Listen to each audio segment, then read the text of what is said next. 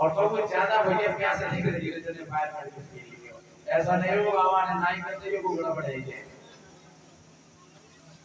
और ऐसा सच्चे मन से जो बैठते हैं वो गड़बड़ होती नहीं। ये हमारे मन में अगर दुविधा होती है तो भी कोई गड़बड़।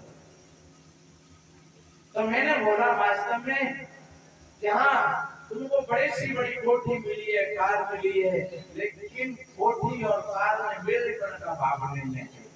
मेरा सब कोई बनवाए के मकान, मेरी सी को खरीदना है गाड़ी, मेरी सी कोई करने शादी, तो समझ लो आपका अहंकार खोल गया है।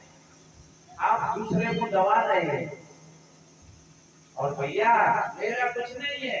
अगर आपकी कोठी सार्थक हो गई अगले एक दिन उसमें सत्य निवास हो गया, एक दिन आपकी कोठी किसी गरीब के काम में आ गई तो आपकी कोठी सार्थक हो गई। एक दिन किसी मरीज के काम में आपकी गाड़ी आ गई तो आपकी गाड़ी सार्थक हो गई। आपका पैसा किसी गरीब के काम आ गया थोड़ा सा, आपका पैसा सार्थक हो गया। आपकी शरीर की शक्ति और किसी कमजोर व्यक्ति के काम में आ गई तो समझ लेना आपकी शक्ति सार्थक हो गई। आप सन्यासी। किसी चीज में मेरे पर का भाव नहीं है, किसी चीज में आप लिपायमान नहीं है। वो सारी चीजें हैं। अरे राजा जनक जैसे तो गद्दी पर बैठे हुए और फिर भी वो राजा थे और फिर भी त्यागी थे, महापुरुष थे, सन्यासी थे। सन्यासी का कोई लाल और सफेद वस्त्रों से नहीं होता है। सन्यासी का अर्थ ही होता है कि उस कर्म को करते हुए जियो और उन कर्मों में कोई आसक्ति नहीं है, बल्कि कोई इच्छा नहीं। तो हम धन्यवाद देते हैं ऐसे महापुरुषों के लिए। आज कबीर जयंती का दिन है। आज पूरे देश और प्रदेशों में कबीर साहब जी की जयंती मनाई जा रही है और हम भी मनाते थे, पाठशाला में आश्रम मनाए थे। लेकिन भैया छोटे लाल जी ने जब जोड़ दिया और कोई समय नहीं बचा था। कबीर जयंती के माध्यम से मैंने ये 3 दिन रखे थे धौलपुर के लिए। जब छोटे लाल जी ने ज्यादा जोड़ दिया तो फिर मैंने कहा था चलो भैया हम आपकी जयंती मनाते। तो आज कबीर जयंती के शुभ अवसर पर देखिए कितना बढ़िया अभी भंडारा बन गया है। ये तो आत्मा का भोजन चल रहा है और उधर में शरीर का भोजन तैयार हो गया है। दोनों भोजनों की जरूरत है। तो सदगुरु कबीर साहब एक ऐसे महापुरुष थे, उनके जन्म के बारे में तमाम तरह की भ्रांतियां हैं। कोई कहते हैं कि वो विधवा ब्राह्मणी से पैदा थे, कोई कहते हैं कि वो किसी कुंवारी कन्या से पैदा थे, पर ये कोई नहीं देख रहा था कि ये विधवा ब्राह्मणी इनको छोड़ गई है या कोई कुंवारी कन्या छोड़ गई है, कोई नहीं देख रहा था। इतना ही सच है कि वो नीरू और नीमा को लहर जाना कर लेते एक बच्चा खेलते।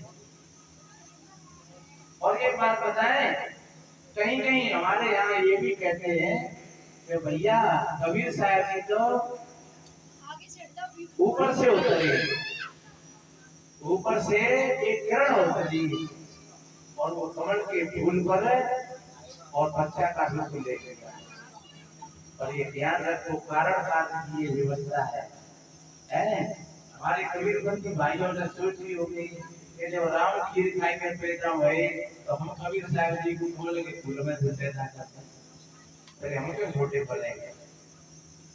तो देखो दो बात मुझे याद आई। ये जब राम जी भोजन पा रहे थे, शादी हो गई, शादी के पश्चात जब भोजन पा रहे थे मंडपी के नीचे, तब माताएं गाड़ी गा रही और वो कैसे गा रही थी, इसमें बड़ी सच्चाई छुपी है।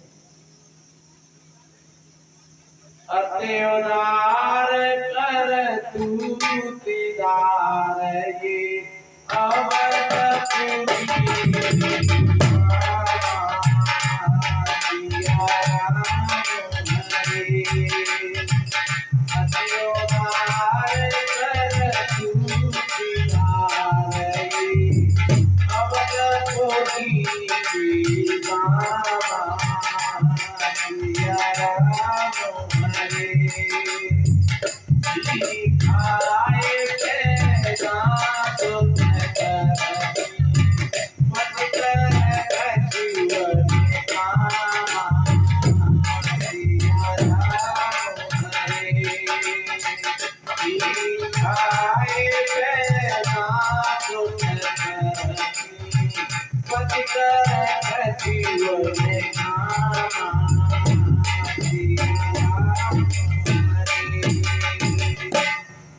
अवधपुरी की माताएं तो बड़ी चालाक है और बड़ी उदार है।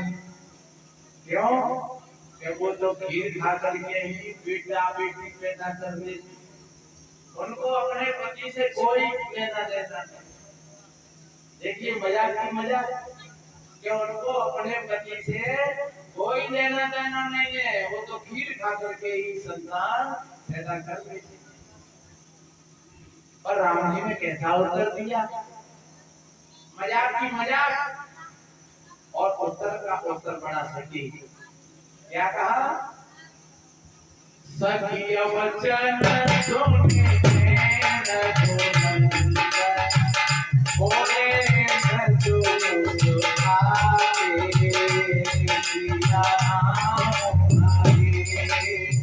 सखी वचन सुने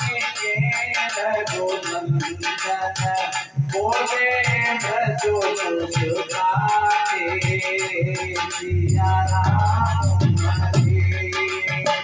आपन बात जो पाओ प्यारी तो आने की बातें सिया राम हरे। श्री राम जी ने कहा कि तुम बहुत बड़ी समझदार हो, तुम अपनी बातों को तो छुपाती हो और तुम दूसरों की मजाक करती हो। क्यों? लेकिन हमारे ऐसा नहीं होता है, ऐसा तो तुम्हारे यहाँ होता है। हमारे यहाँ कैसा होता है? हमारे यहाँ तो ऐसा होता है कि कोई नहीं जाने माता पिता बिन बनिए वेद की नीति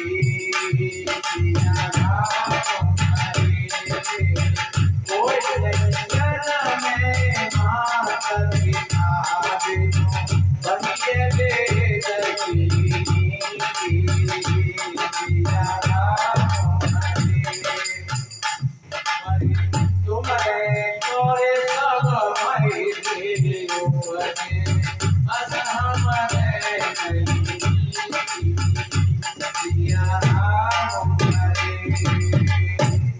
हमारे यहाँ तो ऐसा वेद भी कहता है और ये नियम है, कारण कार्य की व्यवस्था है कि बिना माता पिता के कोई पैदा नहीं होता है।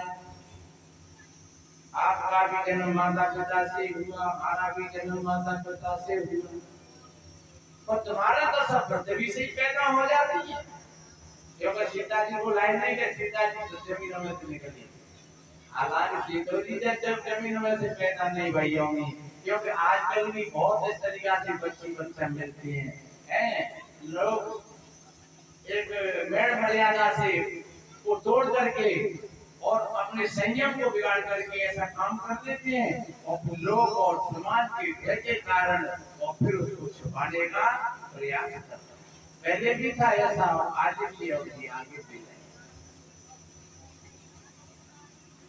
श्री राम जी ने कहा कि हमारे यहाँ तो बिना माता पिता के कोई पैदा नहीं होता है, लेकिन तुम्हारे यहाँ तो पृथ्वी से ही पैदा हो जाती है। तुमने तो सीता जी को पृथ्वी से निकाला, तो ध्यान रखो, न तो पृथ्वी से सीता जी निकली और न खीर खा करके राम पैदा हो गए और न कमल के फूल में से कबीर पैदा। कबीर भी इसी तरीका से हुए थे। कोई बेटी नहीं आई वहाँ, और नीलू और नीमा कहीं ससुराल से आ रहे थे के जा रहे थे, तो उनको उन कमलों में बच्चा के रूप में मिल गए और उनको ले आए उठा करके। उनका कोई बच्चा नहीं, लेकिन ये बात है, ऐसे जो बच्चा होते हैं वो प्रतिभाशाली। तो कबीर जैसे जैसे हो, कबीर का अर्थ ही है उर्दू में महान। कबीर का अर्थ क्या है? कबीर का अर्थ महान है। तो वो एक महान शक्ति, एक महान विभूति थे कबीर। तो उस समय पर और जब वो 5 वर्ष के हुए तभी वो अपनी बात कहना शुरू कर देते थे। जब कभी मुल्ला बोलता तो कहते अपनी माँ से, मम्मी माता जी ये कौन चिल्ला रहा है? वो कहती ये मुल्ला नवाज कर रहे हैं। कैसी नमाज? यदि अपने खुदा को बुला रहा है तो वो कहते कि क्या खुदा बहरा हो गया है तो जिस तरीके से चिल्ला रहा है। और धीरे धीरे धीरे धीरे जब प्रतिभा बढ़ती गई और जहाँ तक बताया है कि कबीर के गुरु रामानंद जी थे। पर एक बात और बताए, ये भी थोड़ा भ्रम है। बहुत लोग ऐसा मानते हैं कि कबीर जी के गुरु रामानंद जी थे, पर रामानंद जी एक ब्राह्मणवादी, एक ऊपर के मूर्ति पूजा के एक ब्राह्मण थे और कबीर एक तत्ववेता आत्मज्ञानी महापुरुष थे। दोनों की धाराएं बिल्कुल अलग है। इसलिए रामानंद जी के गुरु होते कबीर। और बीजक में कहीं कोई चर्चा भी नहीं आई है। हाँ, कहीं आसपास की उठक बैठक होगी और थोड़े से बड़े हो सकते हैं तो मान लें। अपनी ये बात अलग है कि कोई अच्छे लोग होते हैं तो वो किसी भी साधु गुरु को और मान लेते हैं कि भैया चलो ये संत है, महात्मा है, तो ऐसे रामानंद जी को मान लिया होगा। लेकिन ज्ञान की धारा वो दोनों की अलग, उनकी धारा अलग है और उनकी धारा अलग है। कबीर की धारा अलग है। कबीर साहब जी का सिद्धांत है वो एकदम मानवतावादी सिद्धांत है। उस समय पर बहुत मामला बिगड़ा हुआ था। ब्राह्मणवाद अपनी चरम सीमा पर था और इस्लाम के हाथ में भय और लोभ था। तो भय और लोभ के कारण कोई कुछ नहीं बोलता था। एक बार बताते हैं, बादशाह ने एक लखनऊ के ब्राह्मण पंडित को बुलाया। देखो कैसा समय था, ध्यान से सुनना। तो जब वो पंडित आया तो बादशाह ने पूछा उनसे, क्यों पंडित जी महाराज, अपना कल्याण करने के लिए वेद अच्छे है कि पुराण? तो पंडित जी ने बेचारे ने बहुत समझ करके काम लिया कि हुजूर, अगर कोई बुद्धिमान आदमी है तो वो अपना कल्याण पुराण से भी कर सकता है और वेदों से भी कर सकता है। बादशाह ने कहा है ये हिंदुआ, ये तुच्छ पुराण को, वो तुच्छ वेदों को हमारी पुराण की क्षमता देता है, चढ़ा दो इसको फांसी पर। तो बताते उस पंडित को फांसी पर लटका दिया। वो समय था। और उस समय कबीर कहते हैं, काजी तुम कौन कहते हो? ये काजी, ये किताब कहाँ से आई? ये कुरान कहाँ से आई? ये कौन से आसमान से गिरी आकर? कोई पंडित जी ठीक है जनेऊ बैठ करके और वो बोल पड़े, जनेऊ जो ब्राह्मण होना मेहरी क्या पहनाया और वो जन्म की सूत्र पर से तुम पांडे क्यों खाया? एक बात बताओ पंडित जी, तुमने चुटिया रखाई ली, तुमने जनेऊ डाल लिया और तुम पंडित जी हो गए, लेकिन तुम्हारी घरवाली पर कोई चिन्ह है? और घरवाली पर कोई चिन्ह नहीं है तो वो तो सुधरानी रही, तो फिर कैसे पंडित रहे तुम? इधर में कोई मुल्ला मौलवी जी गए तो बोल पड़े, सुन्नत कराए तुरंत जो होना, औरत इसको क्या कहिए, अर्ध शरीरी नार बखानी नासो हिंदू कहिए। अरे भैया, आपने तो सुन्नत कराई नहीं तो आप मुसलमान बन गए, लेकिन आपकी पत्नी पर कोई निशानी है तो वो तो हिंदुआनी रही आदि, तो फिर तो तुम बिछड़े रहे। धन्य ऐसे महापुरुष के लिए जहाँ कहीं हत्या देखी तो बोल पड़े, भूला बे है बदना दाना जिन हरदम राम ही ना जाना, बरबस आन के गाय पछाड़ी गला काट जिमे आप दिया और जियत जीव मुर्दा करे डारो साबों के का हलाल हुआ और जाई मासकों काक कहतो है ताकि ऊपर सुनि भाई और अयो बीजे से मांस प्राणी मांस न पाके तुम खाई। अरे इस मांस को तुम पाक कहते हो, वो इस रज और वेद से बनकर के निकला, इसको तुम पवित्र मानो। भूला बे है बदना दाना, अरे दिन को तो रोजार है, रात ही हरत है गाय और रोया भूल वो बंदगी क्यों कर खुशी खुदाए। तुम्हारा खुदा कैसे खुशी होगा? तुम दिन को तो रोजा रहते हो और रात को तुम गाय मारते हो। बीजक के 10वें नंबर के पद में कहा है शब्द में, संतो राग मोहन सीता हिंदू तुरंत हटाने माने स्वाद सबने को मीठा। हिंदू व्रत एकादशी साधे दूध सिंगारा सेती अन्न को त्यागे मन को न टके पारण करे सबोती। तुरंत रोजाने वाज गुजारे बिस्मिल बांग पुकारे इनको व्यस्त खांसी आवे जो सांटे मुर्गी मारे। हिंदू की दया मेर सरकन की दोनों वर्ष से त्यागी ई अलाल को झटका मारे आगे दोनों घर लागी।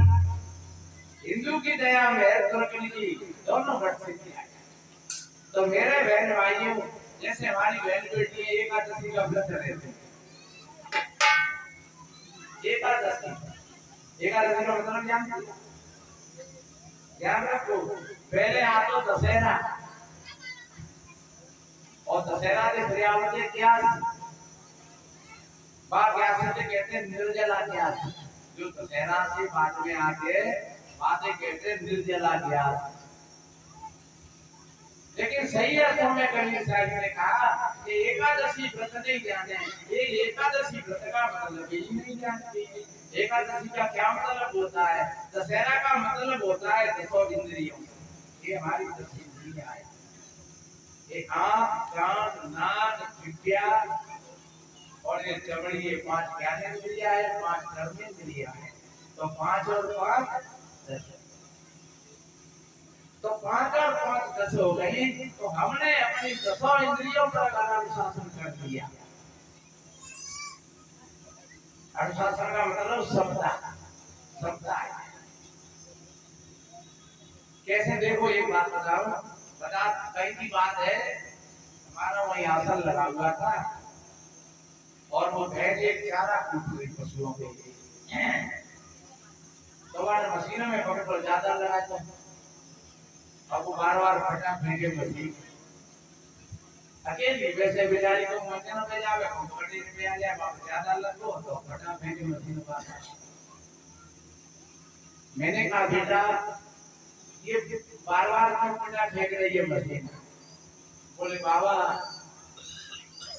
यहाँ ज्यादा लगो तो मैं ज्यादा टाइम लगा तो कमी लगाती कि बाबा फिर चीख दे रही कमी में चीख दे रही हो ज्यादा में भी फटा फेंक रही है।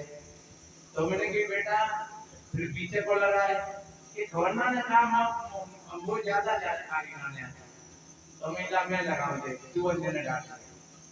तो मैंने तो पहले भैया मैं तो किसान का बच्चा रहा हूं मैंने सब काम किया है। तो मैंने वहां पकड़े लगाए सटाते तो हाल ही को चारा कट गया और उसने चीख नहीं और मैं फटा बाने के बाबा तुमने तो ये काम करो ऐसे की बेटा ना करो। ये तो बाहर की मशीन की बात है लेकिन ये हमारी जी जीव मशीन है। ध्यान रखो कभी तो ये रीति चल जाता है खड़ तुम पानी ना पी रहे हो उसी रीति चल रही है तो कहा हुआ बिछी बदेगी कि नहीं देगी? विचार करना जब रीति मशीन चल रही है तो तुमने सौगंध खा लिया कि आज तो पानी नहीं पिएंगे आज निर्जला एकादशी है तो तुम पानी कहाँ पी रहे हो? मशीन रीति चल रही है खड़ तो समझ लो कि रीति चल रही है तो वो खराब होगी कहीं ना कहीं बाकी दांत लेके जाएंगे। अच्छा और फिर दूसरे दिन तुमने ज्यादा पकड़ो लगाए तो माल को खोआ को रबड़ी को खीर बनाई बढ़िया तो अब ज्यादा माल भरे होते हैं अब फटा फेंके हुए बच्चे अब फटा फेंक रही है तो कल रीति चल रही तो मामला गड़बड़ है ना और ज्यादा जब धोने चला रहे हो तो मामला गड़बड़ है ना तो दोनों ही धर्म खराब हो गए। जब रीति चल रही तब भी मामला गड़बड़ था और जब तुमने भर के चलाई तब भी मामला गड़बड़ था। उस स्थिति में भी आपने बीमारी को निमंत्रण दिया और जब ज्यादा लगा करके चलाया उस स्थिति में भी तुमने बीमारी को निमंत्रण दिया। इसलिए कबीर कहते हैं एकादशी व्रत दिया भूत प्रेत हटे हृदय धरे और तने कपूर आठी विस्माले ज्ञान कमाए गुप्त फिरे चीजे साव चोर प्रतिपाले संत जनों की कूट करे वो कहे कबीर जिभ्या के ब्रह्मपट यही भी प्राणी नरक हम जानते हैं व्रत का अर्थ क्या होता है? व्रत का अर्थ सही है, आज से मैं झूठ नहीं बोलूंगी, आज से मैं झूठ नहीं बोलूंगा, आज से मैं गाली नहीं दूंगी, आज से मैं किसी की चुगली निंदा नहीं करूंगा या नहीं करूंगी, आज से मैं मांस नहीं खाऊंगा, आज से मैं किसी प्रकार का नशा नहीं करूंगा। जब ऐसे ऐसे आपने व्रतों को धारण किया, कितना बढ़िया कहा है कि तीरथ वही जो पाप से तारत, पाप वही मन मध्य विकार, सत्संगति ही तीरथ सत है, दुर्गुण नाशत लागे न मारा। व्रत वही जो कुकर में त्यागे, और ने व्रत सब झूठ पसारा।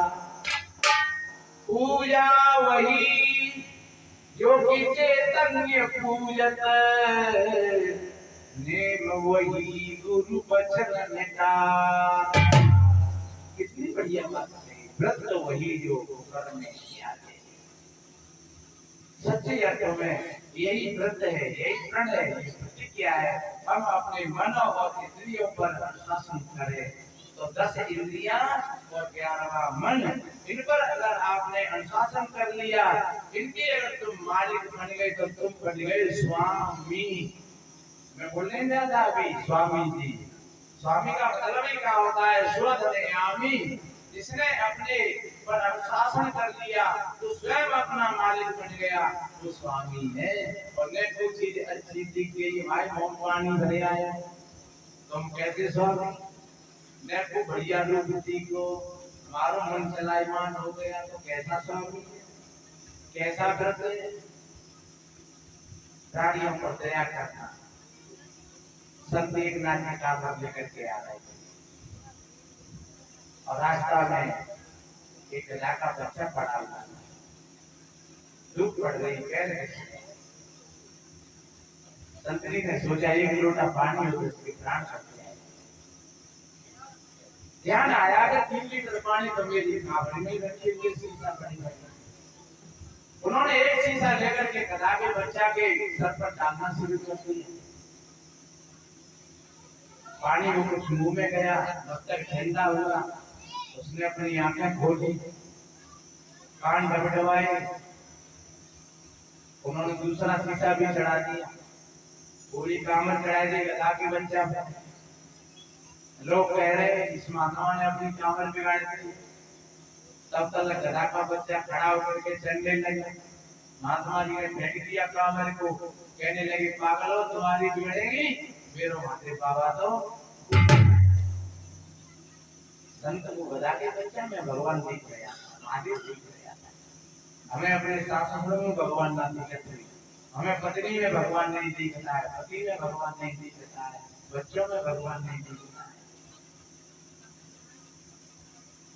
एक संत जी भिक्षा लेकर के आए, किसी मैया ने कटोरी में घी दे दिया, बाबा चिपड़ के खाई नहीं। माताओं का हृदय ज्यादा कारोलित होता है।